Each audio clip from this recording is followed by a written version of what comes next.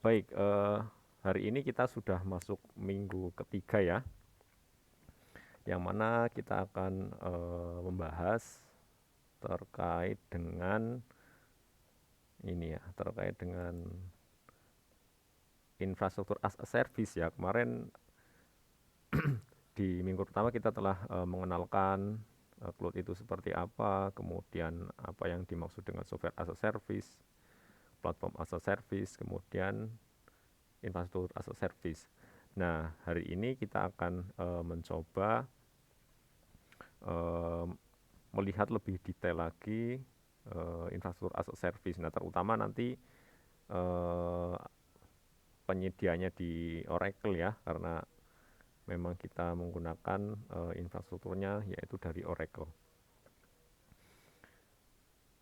Ada yang masih belum ini emailnya yang masih masalah? Ada nggak terkait dengan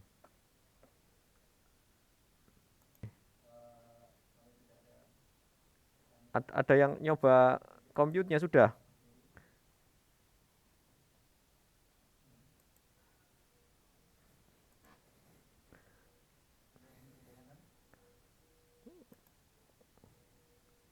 Oke. Rehan kemarin nyoba apa Rehan? Layanan apa yang dicoba?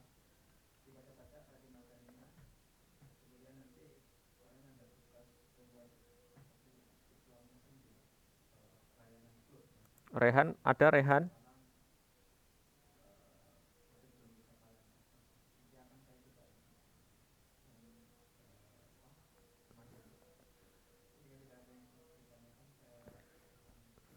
Ini ada namanya tapi halo Rehan.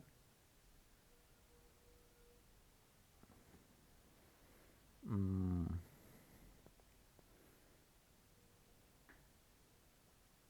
oke.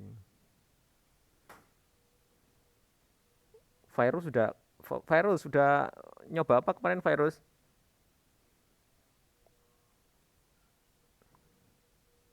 Halo, virus.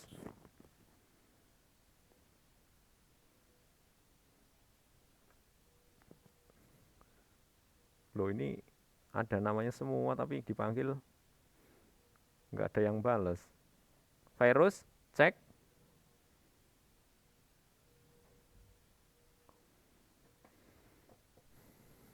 Oke, saya cek hadiran aja langsung ya. Ntar, oke. Eh,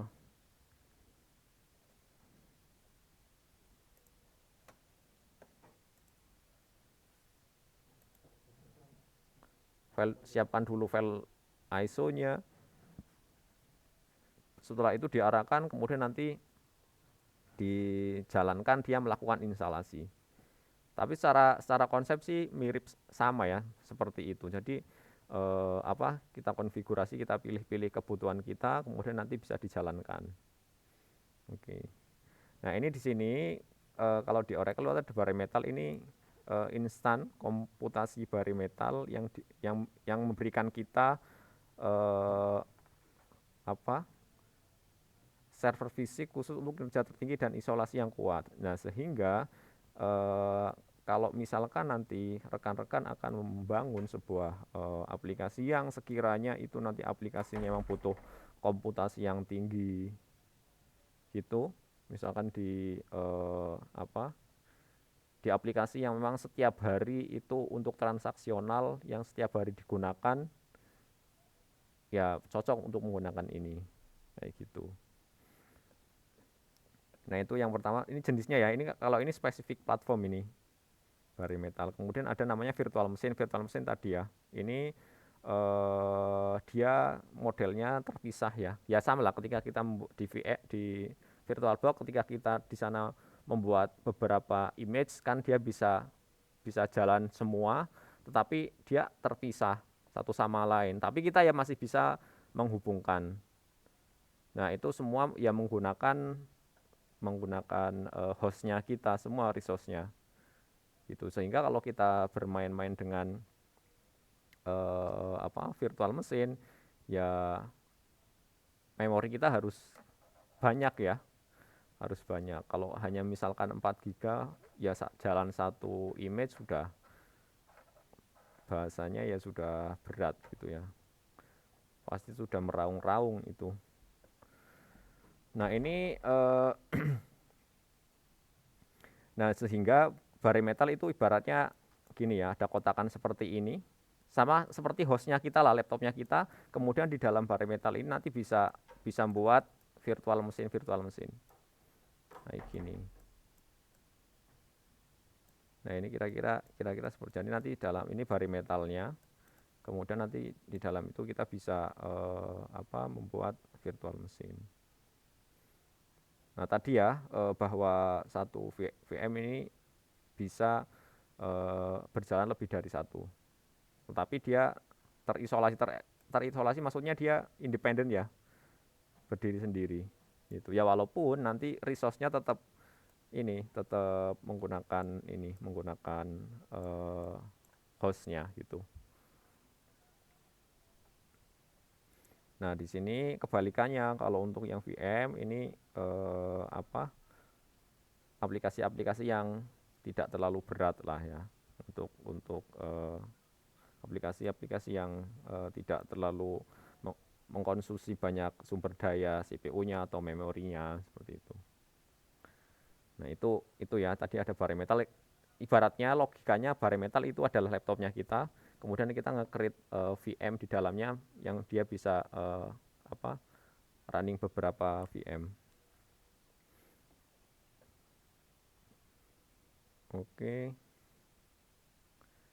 Nah ini tadi ya bahwa ketika kita membuat sebuah instance, kita nanti bisa menentukan ya layaknya kita membuat sebuah atau menginstall atau ingin membangun sebuah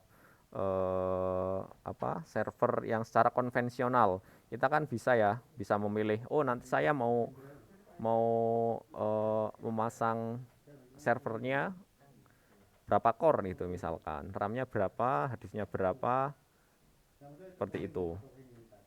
Nah ini sama, kita juga masih nanti bisa bisa bisa memilih jaringannya seperti apa, dia dia akan terisolate dengan dengan IP berapa, dia hanya bisa di region mana gitu. Itu nanti bisa dilakukan ketika kita akan membuat sebuah instance. Ya, Dito, ada yang mau disampaikan, Mas, atau ngolah data-data yang memang jenisnya ininya besar, ukurannya besar, diolah datanya, dianalisis. Nah, itu cocok menggunakan seperti ini. Gitu. Atau misalkan buat cryptocurrency gitu juga kan butuh butuh ini yang banyak untuk mining misalkan. Nah, itu ini jenis-jenisnya.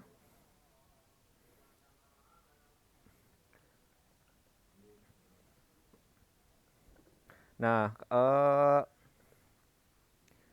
nah di sini di OSI atau Oracle Compute Infrastructure di sini ini tadi ada beberapa yang bisa dipilih terkait jumlah CPU-nya berapa, kemudian volumenya, memorinya dan sumber daya lain dialokasikan. Nah, nah ini yang bisa kita lakukan. Nah, sekali lagi ya semakin tinggi speknya, otomatis nanti biaya yang dikeluarkan kita juga semakin tinggi juga. Jadi ketika rekan-rekan mau memilih, mau mau menyesuaikan kebutuhan, ini harus benar-benar disesuaikan kebutuhannya. Kalau hanya kebutuhannya tidak perlu spek yang tinggi, ya jangan yang tinggi. Karena ada sewa yang harus dibayarkan itu, dan itu sewanya sesuai dengan apa yang kita gunakan. Gitu. Nah ini yang beberapa yang bisa kita pilih di sini, ada yang standar, kemudian ada yang dense I/O, GPU shape, sampai dengan optimize shape. Nah ini ya, beberapa standar ini beberapa arsitektur atau jenis prosesor yang bisa digunakan, ada yang Intel, ada yang AMD, ada yang ARM. ARM ini berarti ya perangkat-perangkat kecil ya, seperti eh, Raspberry atau handphone pun sejenis seperti itu menggunakan prosesor jenisnya ARM.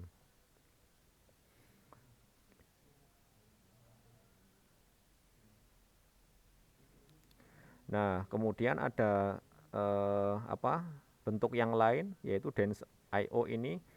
Nah, ini biasanya digunakan untuk ini ya, untuk di dalamnya nanti dimanfaatkan untuk basis data yang besar. Ya, tadi misalkan untuk kebutuhan big data. Nah, ini dia itu punya storage ya. Kemarin kita tahu bahwa salah satu layanan ada namanya NFMe ini yang dia basisnya menggunakan SSD, solid state disk ya. Jadi harusnya untuk pembacaan penulisannya ke disk itu akan jauh lebih cepat. Kemudian nah ini nih yang tadi ditanyakan ya, bahwa ada yang GPU shape. Nah ini harusnya sih nggak bisa dipilih ini kalau pas buat instan yang student. Nah ini untuk ini ya, untuk kebutuhan-kebutuhan tadi ya, yang dia kebutuhan GPU ya. Ini juga ada yang dari Intel, ada yang AMD.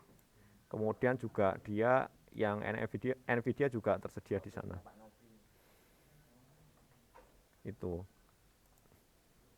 Nah, selain itu dia juga punya yang untuk komputasi lebih tinggi lagi ya, dengan kebutuhan prosesor atau core yang lebih banyak. Nah ini cocok sekali ya kalau dilakukan untuk melakukan komputasi-komputasi yang dia sifatnya paralel gitu.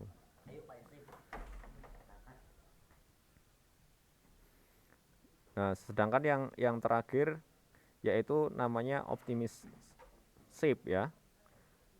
Nah, kalau ini dia mendukung cluster networking, artinya bisa dibagi-bagi ke dalam sebuah cluster ya. Tadi dia konsepnya adalah dia bisa dibagi-bagi ke dalam sebuah cluster-cluster untuk melakukan komputasi. Nah, tentunya seperti ini nanti akan jauh optimal. Nah, ini tadi ada yang jenis shape, kemudian ada yang dia flexible shape. Nah, ini ya poinnya adalah ketika flexible shape ini dia akan bisa dengan mudah dilakukan custom ketika kita ini ya melaunch instan kita. Nah ini ya tadi misalkan mengubah VM-nya, virtual mesinnya diubah secara mudah, misalkan tidak harus di stop dulu servis layanan VM-nya, itu tidak, tapi nanti akan jauh lebih mudah untuk melakukan custom dari sisi CPU-nya atau dari sisi memorinya. Nah di sini ada namanya CPU ya. Di sini itu sama dengan core fisik dengan multithreading simultan. Artinya multithreading dia itu bisa melakukan komputasi secara paralel ya. Paralel, tidak sendiri-sendiri gitu. Ya seperti ketika kita melakukan programming yang multithread gitu, dia berjalan sendiri-sendiri.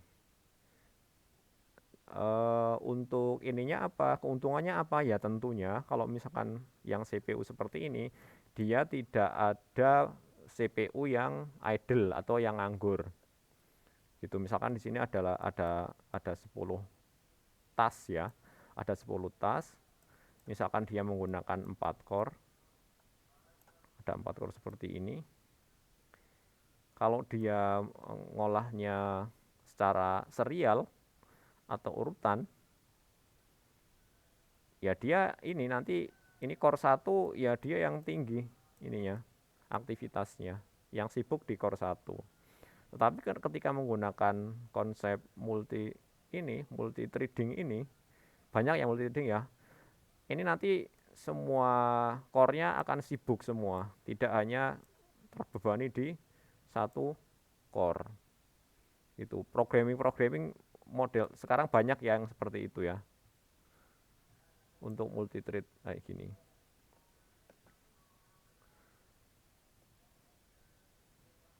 Nah, ini yang jelas ketika menggunakan menggunakan flexible shape, kita itu bisa secara leluasa dengan mudah melakukan konfigurasi OCPU ini, volumenya memorinya ketika tadi melaunch instan.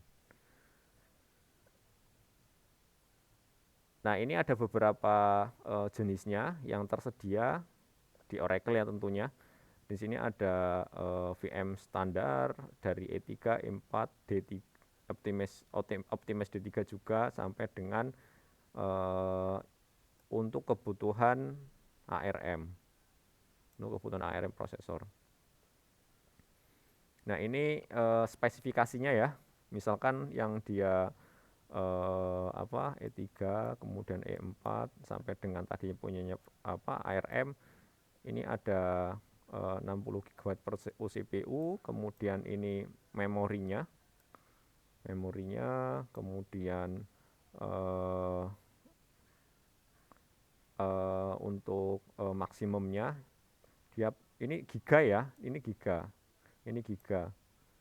ini maksimum memorinya, artinya kita itu bisa konfigurasi dengan maksimal sekian itu.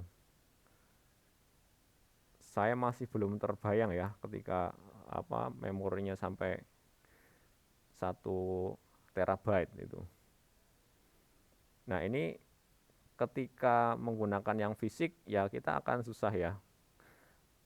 Paling mentok kan dia kalau server misalkan ada 4 slot itu. Ya, nah kalau 4 slot ya kalau 132 baru 128. Gitu. Itu kira-kira seperti itu. Nah, ketika menggunakan fleksibel ya kita sekarang sebenarnya yang jadi pertanyaan atau yang menjadi masalah adalah kita punya duit berapa itulah. Nah, intinya seperti itu untuk melakukan ini sewa ini ya menggunakan infrastruktur seperti ini. Yang penting pertama itu kemudian kebutuhan itu harus disesuaikan. Ini banyak sekali spesifikasinya ya. Ini minimumnya 1 giga. Ya mungkin ini saya belum explore yang di akunnya Educate atau akunnya yang akademi ini ada nggak, harusnya sih ada sih ini sih kalau hanya rata-rata kan memorinya hanya 1 giga yang eligible yang bisa kita coba. Oke. Nah, kalau ini terkait dengan ininya ya, dengan kontrak yang bisa dilakukan dengan penyedia infrastruktur as a service. Di sini ada namanya on demand. Berarti kita itu ya kita bayar sesuai dengan kebutuhan kita. Itu. Kalau misalkan infrastrukturnya yang kita bangun tadi misalkan kita buat bare metal atau VM, dia kerjanya hanya waktu tertentu saja tidak 24 jam, ya nanti dia akan lebih murah kayak gitu. Nah, ini ada preemptible, ada on demand. Kalau ini dia itu akan berguna ketika beban kerjanya meningkat ya. Nah, ini malah dia lebih hemat ketika waktu seperti itu. Jadi kasusnya seperti ini. Contohnya misalkan ketika kita membangun sebuah sistem informasi akademik untuk KRS saja ya. Nah, KRS ini KRS ini kan tidak setiap hari dilakukan ya. Setahun paling 2 kali lakukan ini. Nah, artinya kita ya sediakan apa VM kita atau infrastruktur kita ya hanya untuk kebutuhan KRS gitu. Nah, nanti atau misalkan dia ketika nanti dia KRS, kita tambah kapasitinya. Kita tambah kapasitinya. Nah, ditambahkan kapasitinya, nah otomatis nanti kan dia akan naik nih. Karena banyak yang melakukan KRS, pasti nanti dia naik. Nah, scaling ini melakukan untuk meningkatkan kapasitasnya ya. Baik itu misalkan ditambah instansnya atau di-upgrade resource-nya, misalkan CPU-nya diubah jadi yang tadinya 4 jadi 8. Itu seperti itu. Artinya bisa dia secara vertikal itu maksudnya dengan mengupgrade tadi, memorinya ditambah, kemudian CPU-nya ditambah, seperti itu. Atau secara horizontal, kalau horizontal dia instansnya itu ditambah. Instan itu ditambah. Nah, ini preemptible yang seperti itu modelnya. Jadi ketika ada high session seperti ini, ketika dilakukan scaling, ditingkatkan kapasitinya, nanti dia akan lebih hemat. Kemudian yang selanjutnya itu ada reserved ya. Berarti di sini ini itu kita itu mencadangkan untuk masa yang akan datang sesuai kebutuhan. Gitu. Oh, misalkan kalau di marketplace itu nanti bulan depan akan ada program waktu Indonesia belanja misalkan gitu. Karena kita itu udah buat ya. Tanggal sekian sampai sekian kita jadwalkan. Nanti itu bisa menggunakan yang jenis ini reserved. Kemudian kalau ini dedicate artinya ya sudah instannya sudah tidak bisa lagi dibagi dengan klien atau customer yang lain. Itu jenis-jenisnya. Nah, ini ada beberapa komponen atau istilah yang kemarin sudah dicoba ya tentunya ya yang menggunakan layanan compute. Nah, ini ada namanya availability domain. Nah, itu ya, availability domain. Nah, ini tujuannya apa? Sebenarnya kan Oracle ini dia servernya itu dalam misalkan di benua ya di Asia misalkan ya. Ini tidak hanya ada satu. Misalkan di Singapura, di Indonesia itu biasanya lebih dari satu. Kenapa? Kalau misalkan nanti ternyata di di daerah A, misalkan di Indonesia terjadi bencana alam, dia itu nanti bisa switch secara otomatis ke region atau daerah yang lain. Gitu. Arti buat cadangan. Yang di sini ya memang kalau kena bencana gimana lagi ya, pasti ya mati ya, tapi ada layanan discovery di sini nanti masih bisa jalan. Satu aplikasi yang sama ya. Nanti dia masih bisa jalan. Karena ya tadi dia itu tidak hanya di satu region, tidak satu di daerah. Karena biasanya banyak ininya. Gitu. Nah, kalau misalkan nanti kita milih geografis yang dekat ya tentunya nanti akan jauh lebih cepat ya kayak gitu. Oke, kalau Asia atau di mana gitu. Nah, kemudian selanjutnya ada Virtual Cloud Network atau VCN ya. VCN ini digunakan untuk konfigurasi jaringan. Sama ketika kita membangun infrastruktur secara konvensional, satu gedung aja ya. Satu gedung. Nah, satu gedung misalkan lantai 1 menggunakan IP sekian, lantai selanjutnya menggunakan IP sekian. Gitu. Dan dia tidak bisa diakses dari luar misalkan. Nah, ini nanti menggunakan kalau di layanan Oracle itu menggunakan virtual cloud network. Nanti kita bisa konfigurasi subnetnya, kemudian router tabelnya, gateway-nya seperti apa. Oke. Kemudian selanjutnya ada kipir ya. Kipir ini sebenarnya digunakan untuk untuk komunikasi dengan instance yang kita buat. Nah, biasanya ketika kita ingin mengakses ini mekanisme menggunakan key-pair. Jadi kita nanti akan di-generate-kan key tertentu. Nah, key itu nanti yang kita gunakan ketika kita akan mengakses instance kita. Jadi tidak menggunakan user password ya, karena akan riskan ketika nanti ada yang tahu kayak gitu, atau menggunakan layan apa dengan mencoba-coba gitu, itu sangat riskan, sehingga menggunakan key-pair. Jadi ketika kita SSH atau menggunakan komunikasi protokol SSH, secure shell ini, kita lampirkan key-pair-nya, parameternya. Ini jauh lebih aman. Kalau menggunakan putih ya berarti harus di-generate. Menggunakan keygen itu di-generate, kemudian nanti dia akan dapat public key-nya yang di-generate, itu nanti yang dilampirkan ketika kita akan mengakses. Kemudian ada namanya tag ya. Tag ini sebenarnya untuk mengelompokkan sih, agar mudah agar mudah dikelompokkan tadi. Gitu. Ini untuk penanda saja.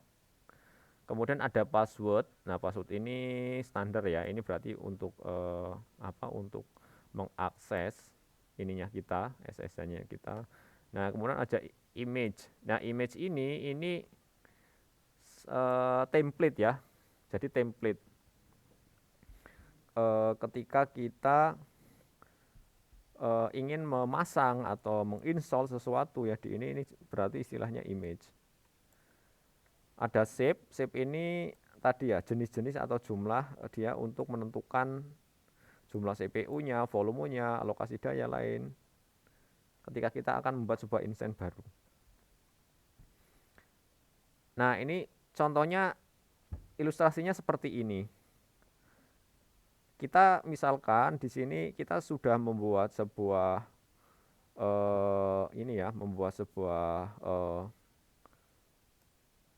membuat VM, misalnya membuat VM yang VM-nya ini terdapat di daerah tertentu ya, region tertentu.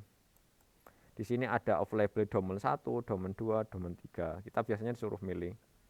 Tapi kalau yang sekali lagi kalau yang student itu memang enggak ya, dia langsung diarahkan ke sini itu, kita enggak milih.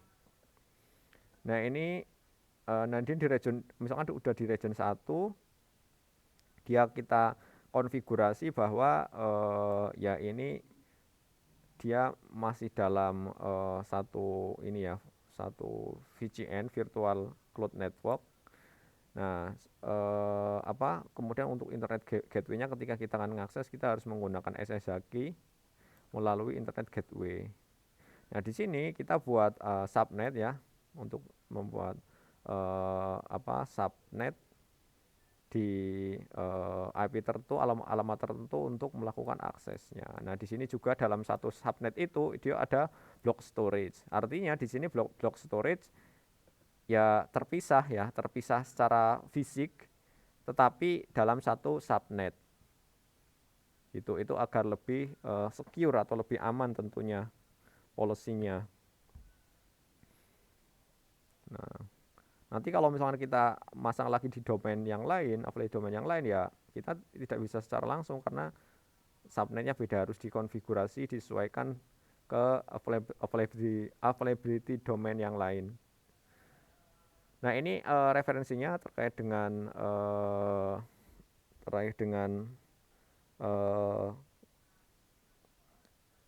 infrastruktur as a service-nya Oracle. Nanti mungkin bisa dibaca-baca ya, gimana caranya dari infrastruktur as a service. Poinnya adalah ketika kita ingin menentukan, karena gini, sekarang kita tahu ya bahwa ketika kita misalkan membangun sebuah infrastruktur, kalau yang konvensional ya kita harus menentukan ya, kita harus menganalisis kira-kira kebutuhannya seperti apa.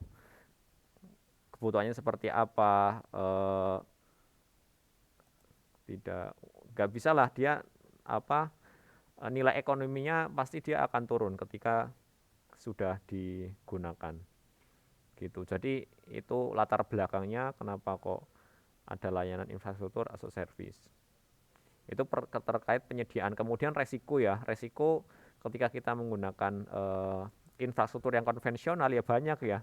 Tadi misalkan ketika eh, server kita itu terjadi bencana alam, misalkan ada kebakaran, nah itu kan kita nggak bisa ini ya, nggak bisa eh, bisa mencegah, tetapi ya hanya mengurangi resikonya.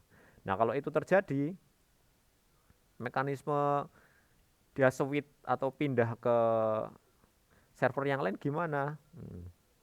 Hal-hal seperti itu yang harus dihindari.